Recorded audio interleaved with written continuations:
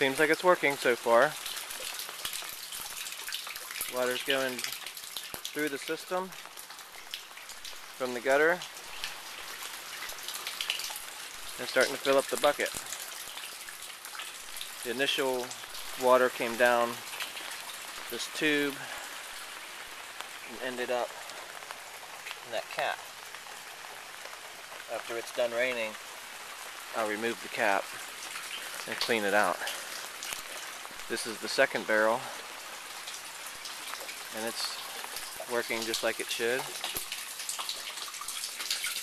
And this will turn 5-minute rain and allow it to save me as much time as it would take to get 100 gallons of water otherwise. I think this is the easy way.